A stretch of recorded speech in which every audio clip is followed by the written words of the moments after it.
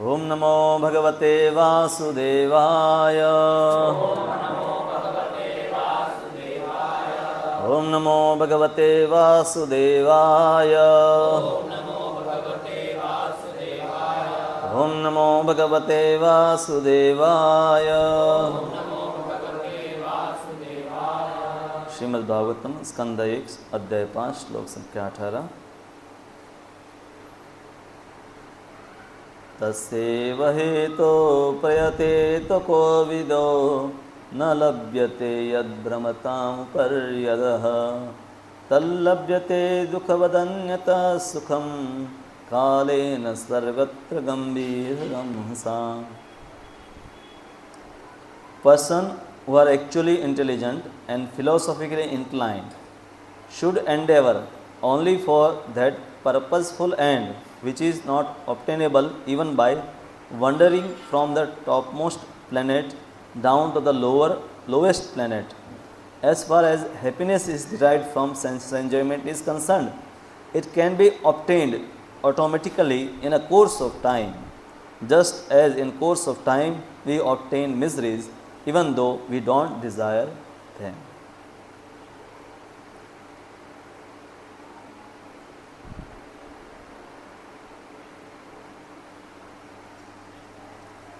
हम सब दिन है तो रात्रि को लाने का प्रयास नहीं करते हैं।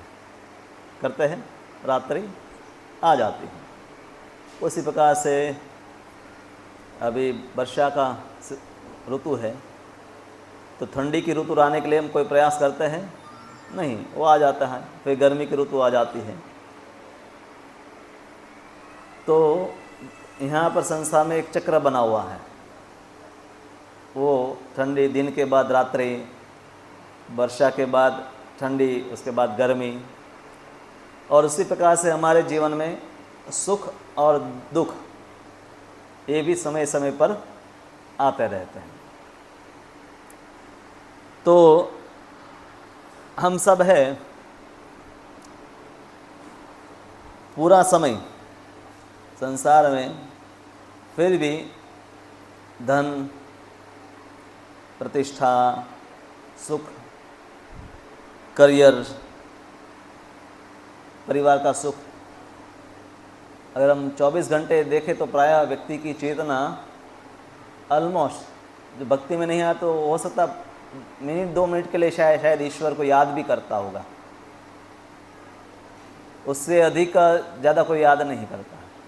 भक्ति में आ गए तो ठीक है, अब हम घंटा 2 घंटा प्रयास करते हैं कि हम भगवान को याद करें। तो पूरा समय जो है व्यक्ति का यही विचार में जाता है कि सुख मिले, सुख मिले, सुख मिले। पर जैसे बाकी सब वस्तुएं चक्र के अनुसार चलती है, उसी प्रकार से सुख और दुख भी है, निर्धारित है। कई बार हम दुख के लिए प्रयास नहीं करते, फिर भी दुख मिल जाता है। चलते चलते हमारा पैर लग जाता है, ठोकर लग जाते हैं, दुख मिल जाता है। हमने कोई प्रयास नहीं किया, मिल जाता है। अचानक हम बीमार हो जाते हैं। तो दुख ऐसे कई अवसर आते रहते हैं। और उसी प्रकार से कई बार सुख के लिए प्रयास नहीं किया, फिर भी सुख मिलता है। किसी अच्छे व्यक्ति को, सुंदर व्यक्ति को हम देख लेते हैं, हम खुश हो जाते हैं। कोई हमें स्माइल करता है तो हम खुश हो जाते हैं। हम उसमें प्रयास नहीं करते हैं। कई ऐसे सुख के अवसर भी होंगे जिसमें हमने कोई एंडेवर नहीं किया, फिर भी हमें सुख का अनुभव होता है। और दुख के लिए भी हमारे एंडेवर के बिना भी मिलता है। ऐसे तो दुख के लिए तो किसी भी प्रकार का एंडेवर हम नहीं करते हैं। हाँ, दूसरों को कष्ट देने के लिए व्यक्ति प्रयास करता है, पर स्वयं के दुख के लिए तो कोई प्रयास नहीं करता है। स्वयं के सुख के लिए प्रयास करता है, पर कई बार स्वयं के प्रयास के बिना भी सुख मिलता है।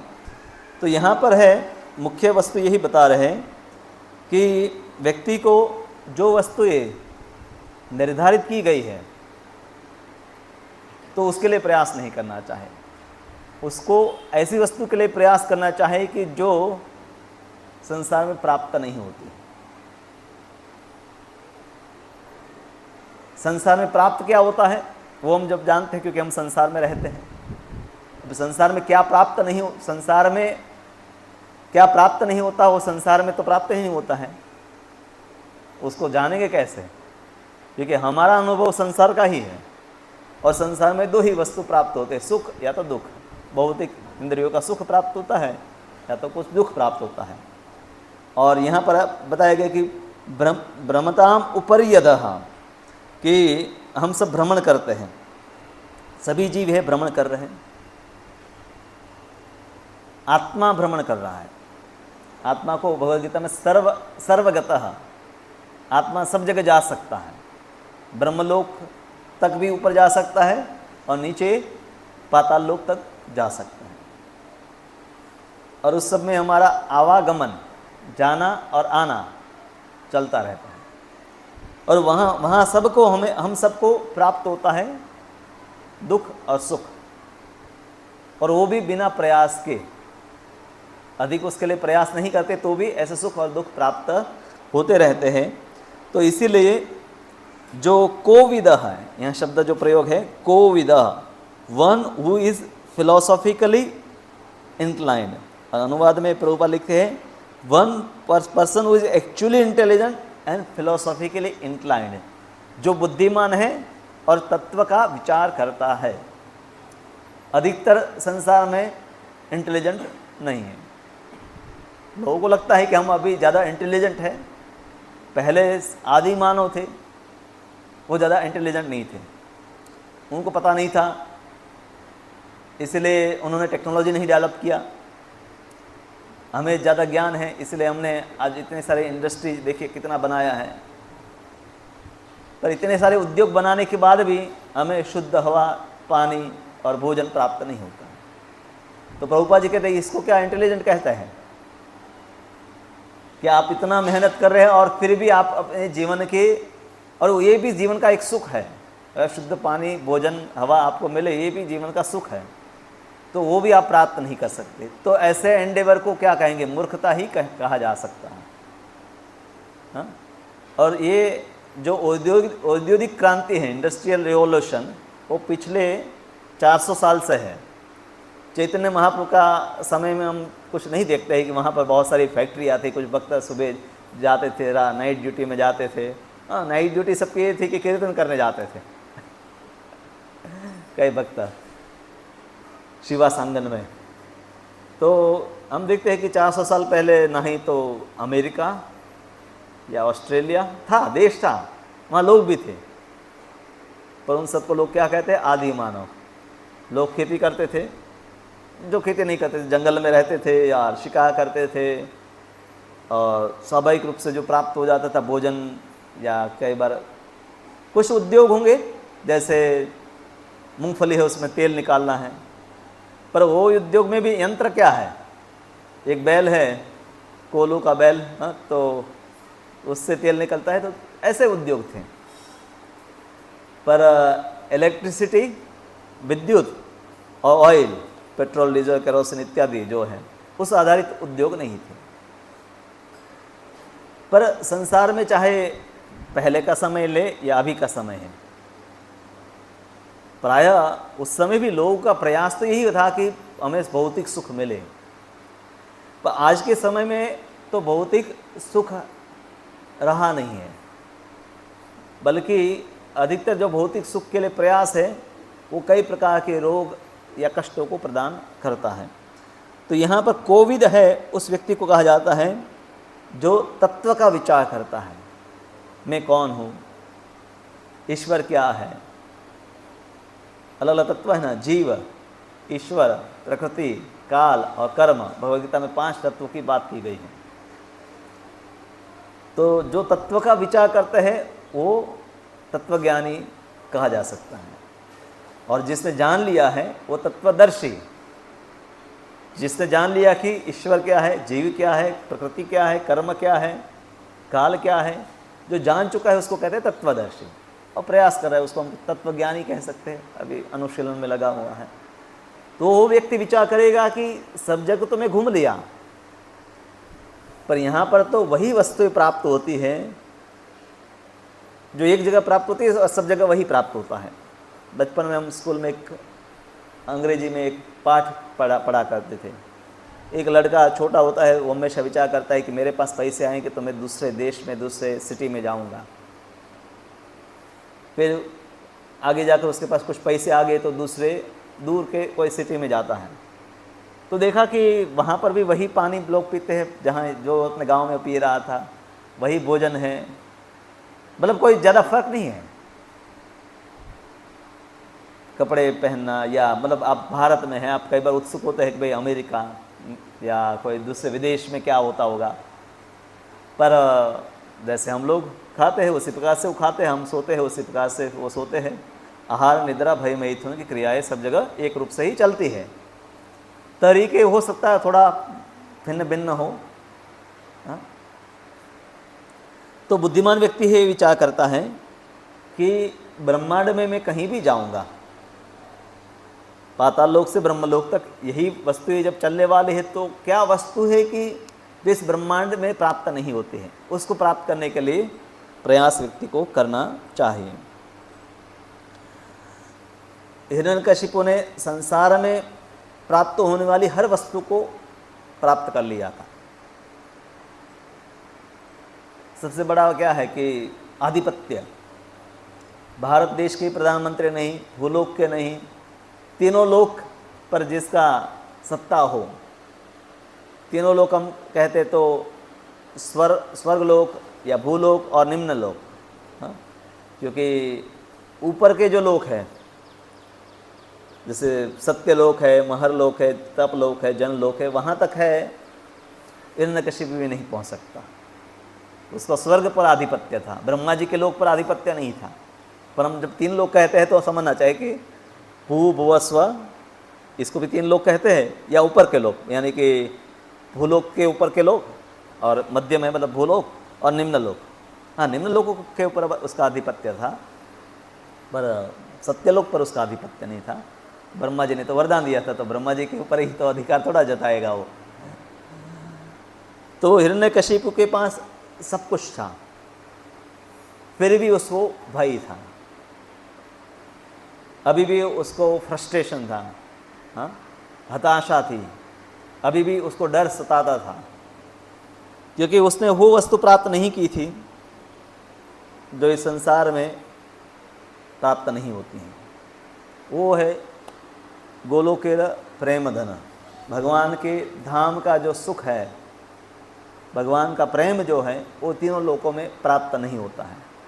तो आप कहें कि हम फिर क्यों प्रयास कर रहे हैं?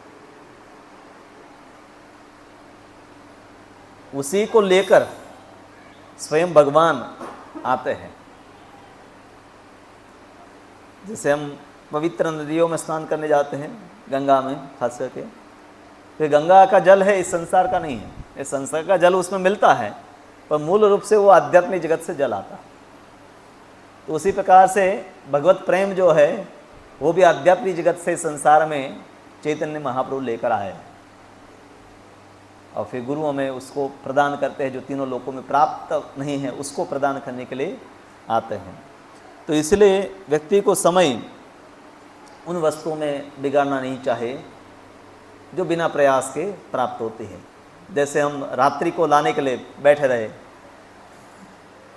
अभी सुबह बन गए 8:30 बजे, रात को शाम को 6 बजे तक रात्रि की मैं प्रतीक्षा कर रहा हूँ।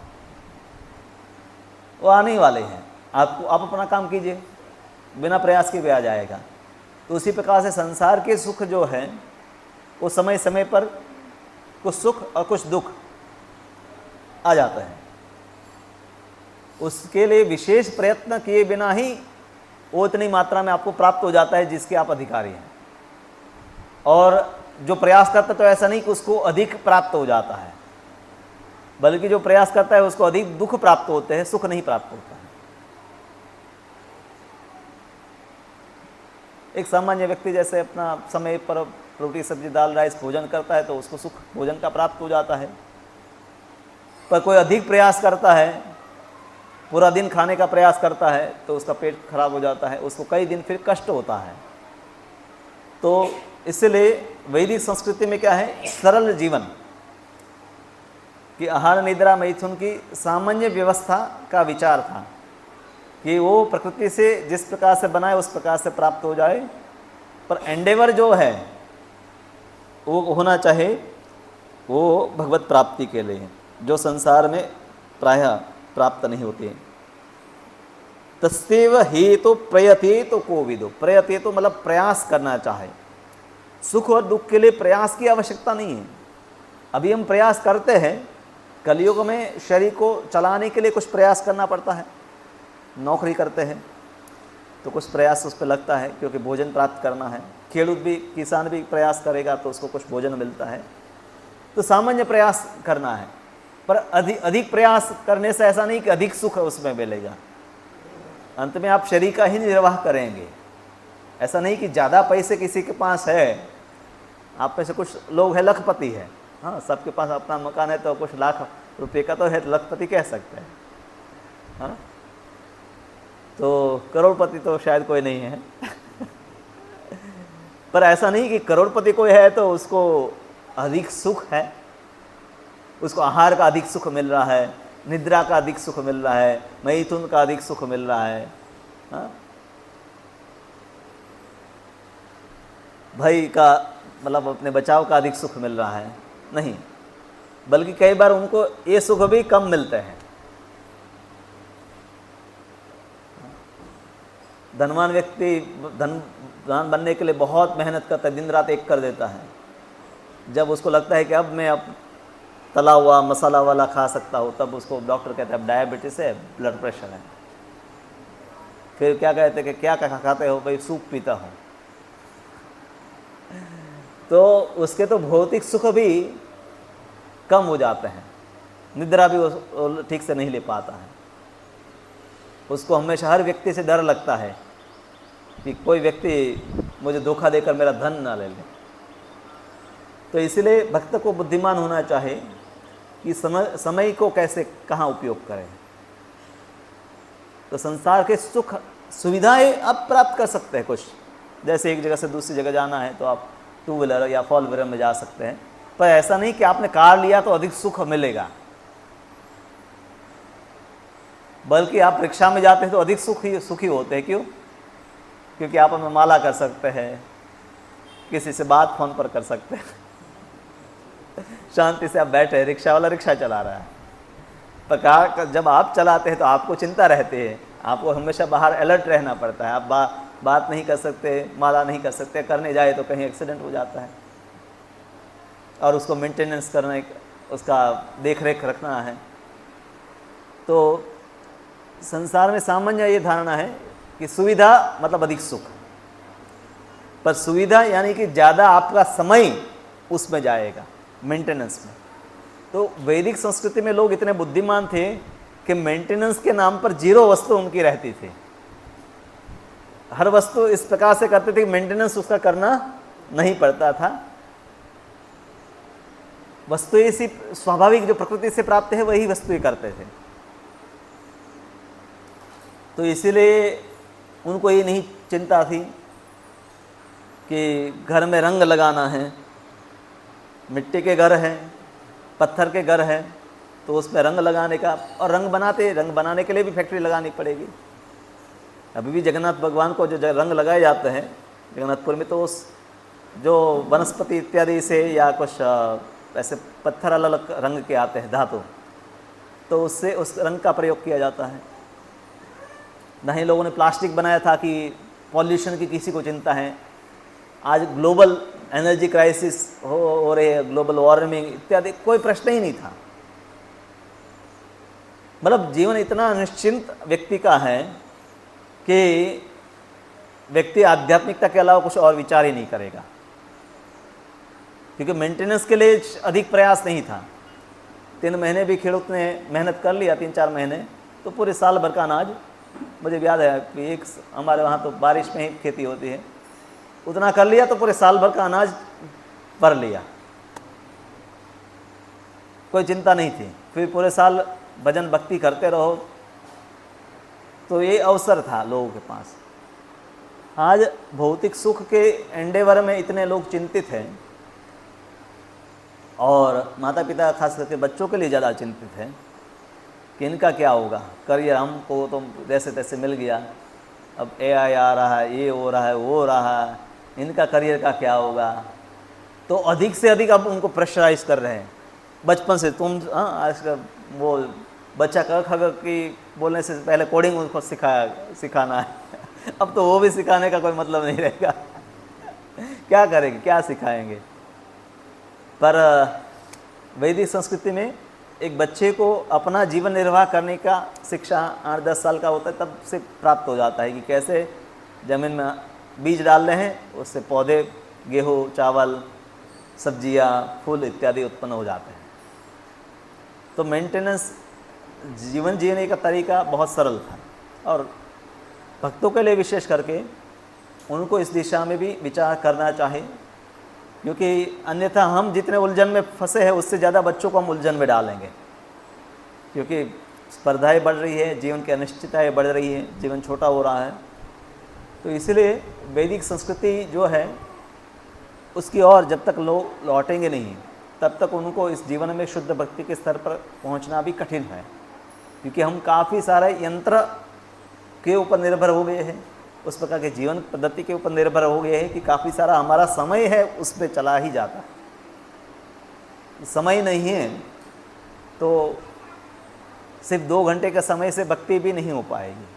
हाँ, हम देखते हैं कि कई भक्त महाभारत, रामायण इत्यादि में किसी ने 1000 साल, किसी ने 10,000 साल, तो ऐसा इतने लगातार, और उसमें भी 1000 साल ऐसा नहीं कि पार्ट टाइम भक्ति उसमें होती थी, कंटिन्यूस 24 घंटे।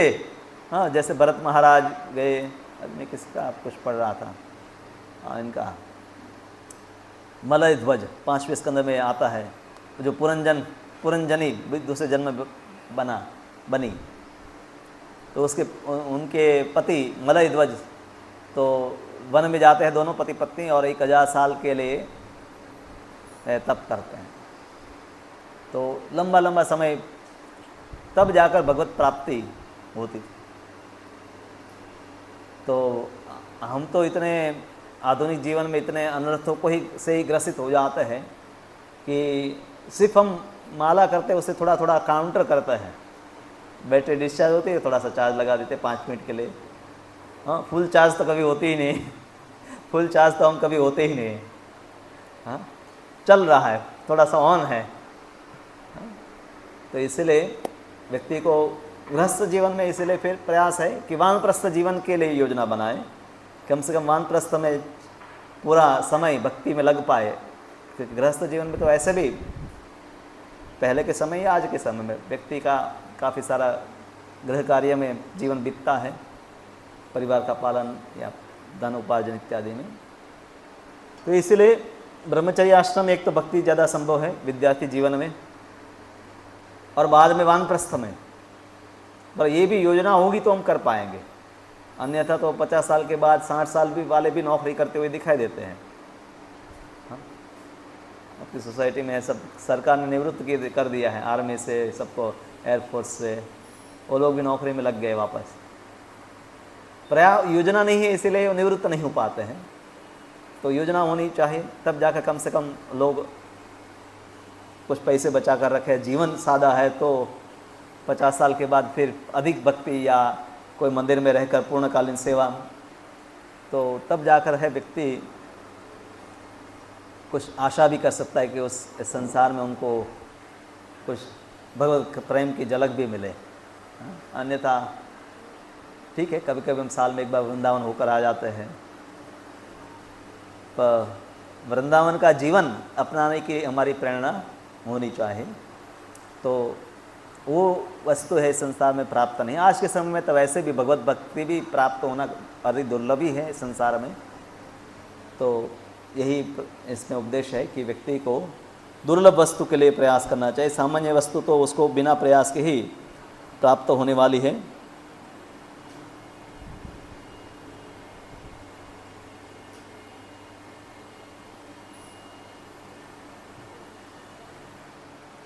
तो कोई आपको प्रश्न है तो पूछ सकते हैं अभी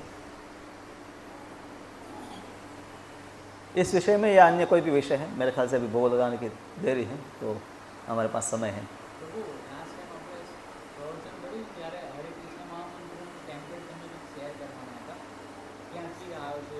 ओके, हरे कृष्ण मंत्र का तो आपको उसके बारे में क्या है कि व्हाट्सएप पर मैसेज मुझे भेज देना चाहे तो जब मैं वापस कंप्यूटर पर बैठूंगा तो उसको देख कर फिर आपको भेज दूँगा।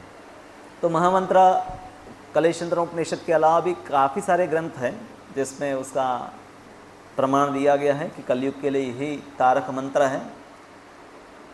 और हमारे संप्रदाय में विशेष रूप से चैतन्य महाप्रभु के समय में से इस मंत्र का विशेष कीर्तन के रूप में और बाद में जब संप्रदाय में औपचारिक रूप से भक्ति सिद्धांत महाराज ने इसको माला के ऊपर नियम पूर्वक जप करने का भार दिया।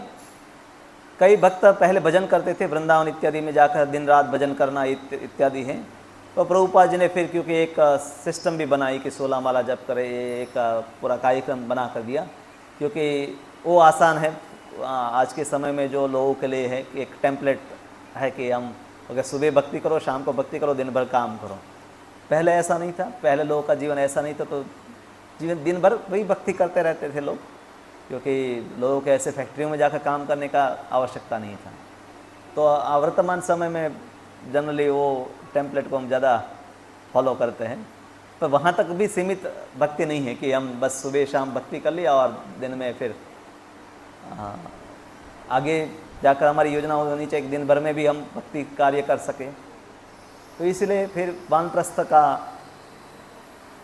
विचार है कि वैदिक संस्कृति में कि गृहस्थ जीवन में अधिक समय नहीं भी दे पाए तो वानप्रस्थ में समय लगाकर, हमारे बहुत सारे गुरु भाई भी है कि निवृत्ति जीवन में मंदिर में पुजारी सेवा या कोई पुजारी सेवा नहीं तो अन्य सेवाएं करते हैं। तो प्रभुपाद जी ये भी बताई कि प्रचार के लिए इतने भारत में अभी भी लाखों गांव हैं, तो कहीं एक गांव में चले जाओ, वहाँ रहो और सरल जीवन गांव में प्रचार करो। सिटी के जीवन से कम आप फार्म में नहीं जा सकते तो गांव में जा सकते हैं। ये भी वानप्रस्थ में एक विकल्प है। या नज़दीक में कोई इस्कॉन मंदिर है या इस्कॉन का केंद्र है तो वहाँ पर पूर्णकालीन सेवा में भी जुड़ सकते हैं। तो अलग अलग योजना है। तो व्यक्ति को घर पर बैठे नहीं रहना चाहिए। घर पर में क्या है कि एक प्रकार का कंफर्ट में व्यक्ति बन जाता है। और क्या है कि अब उसको पोते पोती आज बिल भर कर आ जाओ, गैस का बिल, लाइट बिल, यहाँ उसको कई लोग निवृत्त कहते कि इससे अच्छी तो नौकरी थी, कम से कम फिक्स टाइम तो था और फिर जब आते थे तो कोई काम नहीं होता था। ये दिन भर बूढ़े लोगों को लोग दौड़ाते रहते हैं, ये सरकारी ऑफिस में चले जाओ, वो सरकारी ऑफिस में जाओ, वहाँ किसी का मरण हो गया, वहाँ कहीं का शादी है, तो इसी में वो समय बीत जाता है। तो घर को छोड़ेंगे नहीं, मतलब सामाजिकताओं से थोड़ी निवृत्ति आपको लेनी पड़ेगी, तभी आप कर पाएंगे। तो ऐसे बहुत सारे केंद्र है कि जहाँ पर आप रहकर सेवाएं कर सकते हैं। तो अपने 100% अलिप्त नहीं तो कम से कम दूरी बना कर रखनी है, तो धीरे धीरे आप मन से उन आसक्तियों को छोड़ पाएंगे। हाँ।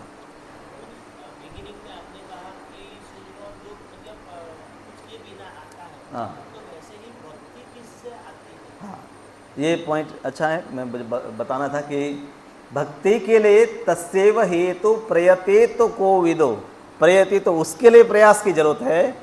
भक्ति अपने आप में प्रकट नहीं हो जाएगी, तो प्रयास क्या करना चाहे। भक्ति के लिए प्रयास है साधु संग। भक्ति की जननी जो है वो साधु संग ही है। तो उसी से व्यक्ति का भक्ति का वर्धन होता है। और साधु संग, अनायास साधु संग से ही भक्ति का बीज व्यक्ति को प्राप्त होता है। सुकृति जिसको कहते हैं, सुकृति से ही व्यक्ति को फिर सत्संग में जाने की, साधुओं का संग करने की श्रद्धा बढ़ती है। तो श्रद्धा का जन्म जो है वो सुकृति से प्राप्त होता है। अनायास किए गए भक्ति के अनुकूल कर्म, उसको सुकृति हम कहते हैं। तो भक्ति के लिए एंडेवर आपको करना पड़ेगा, क्योंकि वैसे वो जीवात्मा की स्वाभाविक वृत्ति है, पर वो जब तक प्रकट नहीं होती है तब तक एंडेवर करना पड़ता है कि सुबह उठना है, माला करना है। भूख लगती है तो व्यक्ति भोजन बना ही लेता है, पर भक्ति के लिए शुरुआत में भूख नहीं लगती है कि नहीं पेट में खाली पेट लग रहा है, चलो माला कर लेता हूँ। तो इसलिए उसमें शुरुआत में एंडेवर जरूरी है, पर एंडेवर से भक्ति प्राप्त नहीं होती है, पर एंडेवर आवश्यक है। आपका प्रयास को देखकर भगवान प्रसन्न होते हैं और फिर भक्ति का वरदान आपको देते हैं। तो साधन भक्ति हमारे हाथ में है, साधना, पर साधना का फल देना वो भगवान के हाथ में है। पर वो फल की आशा भी तभी की जा सकती है जब हम कुछ साधन किए हैं। तो इसलिए दोनों आवश्यक है। हाँ प्रभु।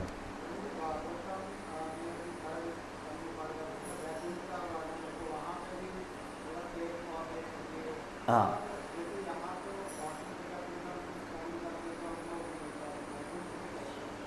तो वहाँ भी कर्म दिव्य कर्म है।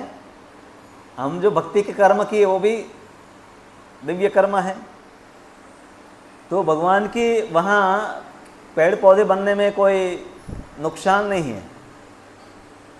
उद्धव जी स्वयं है वृंदावन में, गोवर्धन में, जो कुसुम सरोवर में है, गुलमलता है,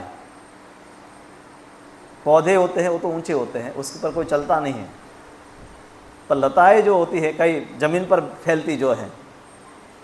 तो कहा कि मुझे ऐसा शरीर मिल जाए ताकि कम से कम गोपियाँ उसके पर चले। जैसे वो लॉन में घास होता है वो बढ़ेगा नहीं, उसके पर लोग चलते हैं। तो वृंदावन में या गोलोक वृंदावन में सभी प्रकार के जीव हैं और सभी अपने आप में पूर्ण अवस्था में ही हैं। तो वो आशा नहीं करते कि मैं गोपी बनूं, मैं सखा बनूं, क्योंकि वो जिस शरीर में है, जिस अवस्था को प्राप्त है, उसी से भगवान को सुख प्रदान करते हैं। और भगवान अनलिमिटेड है, इसीलिए उनका हर एक व्यक्ति के साथ कनेक्शन है। तो ऐसा नहीं कि वहाँ व्यक्ति कहता है कि भगवान हमारी बात तो देखते नहीं, हम तो यहाँ लताएं बनकर बैठे हैं। बल्कि कई बार गोपियाँ प्रार्थना करती कि जितने लताएं कितनी है, भगवान उसके पर चलते हैं, अपने पैर रखते हैं। हमारा कहाँ ऐसा सौभाग्य कि भगवान हमारे मस्तक पर या हमारे शरीर पर अपने चरण रखे। खास करके वो जो भगवान की वंशी है मुरली वंशी, तो उसका कहते, क्योंकि वो भी बांस से बनती, बांस भी एक प्रकार का घास है, तो उनका ओठों को भगवान का स्पर्श होता है। तो ये कितनी सौभाग्यशाली है। तो भक्ति की अवस्था में सब जीवों का अपना अपना एक स्वरूप है, उसी को वो प्राप्त करता है। तो आध्यात्मिक जगत में मच्छर बनना भी सौभाग्य है, लता घास फूस इत्यादि बनना भी सौभाग्य है, क्योंकि वहाँ वो अपनी स्वाभाविक स्थिति में है और सच्चित और आनंदमयी अवस्था में ही है और भगवान पूर्ण चेतना में है। इसलिए यहाँ पर घास है उसको अनुभव नहीं है, वहाँ पर है वो भगवान, क्योंकि चिन्मय है, इसलिए हर जीव के साथ है, आदान प्रदान उनका होता है। पर उसमें क्योंकि वहाँ इंद्रिया पूर्ण है, तो इसलिए ऐसा नहीं कि घास को एक मुख होगा, उसके कान होगा, जैसे कई बार कार्टून में बनाते हैं ना कि एक घर है उसको भी अपना मुंह है, उसके कान है। ऐसा नहीं, क्योंकि वहाँ भगवान की इंद्रिया पूर्ण है, तो हार्ट टू हार्ट कनेक्शन है। तो वहाँ कोई भौतिक देह की मर्यादाएं मर्यादित नहीं होती हैं।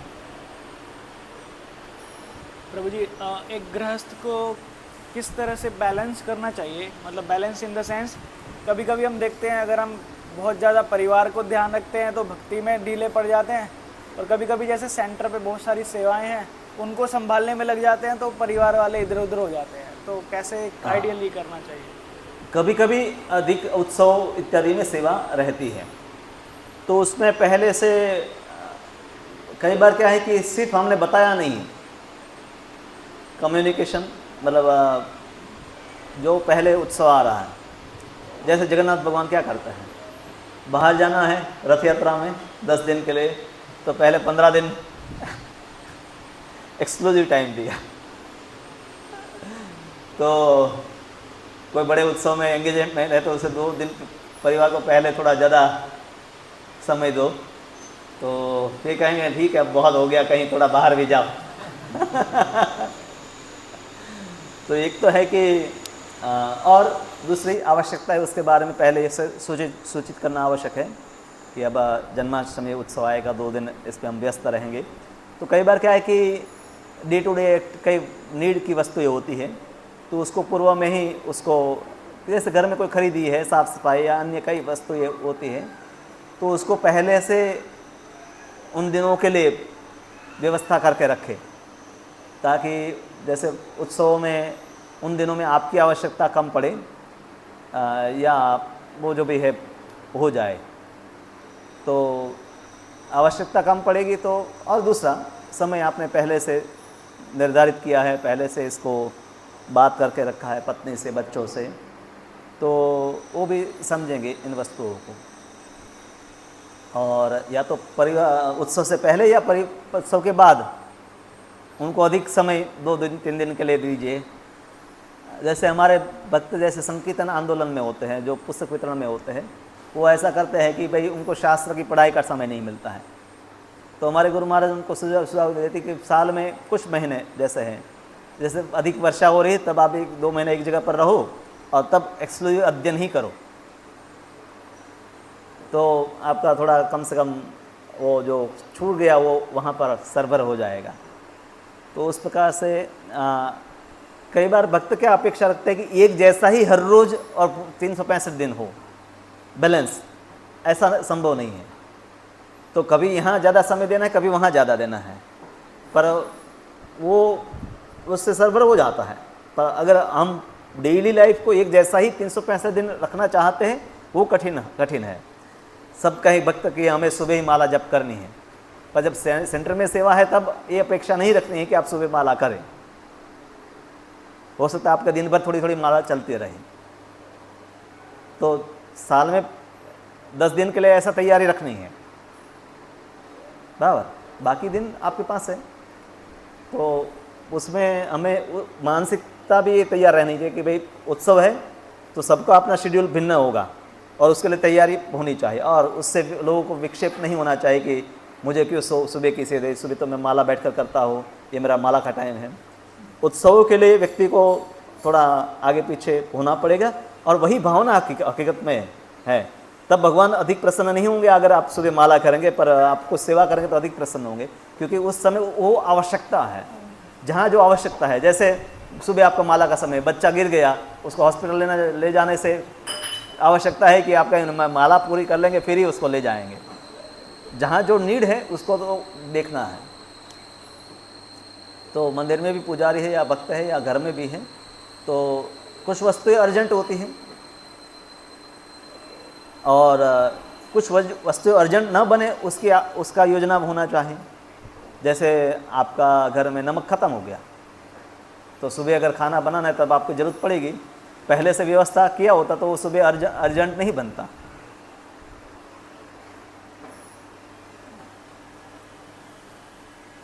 और फिर परिवार के साथ एक्सक्लूसिव जैसे समय देना है, तो जैसे यात्रा कभी में हम साथ में गए, तो चलो आप नौकरी भी नहीं है, अन्य कई वस्तुएं नहीं, आप परिवार के साथ ही पूरा 24 घंटे हैं, तो ऐसे कुछ प्रसंग भी भक्त है। अकेले या कभी कभी भक्तों के समुदाय में, छोटे समुदाय में भी ऐसे भक्त है, साथ में जा सकते हैं।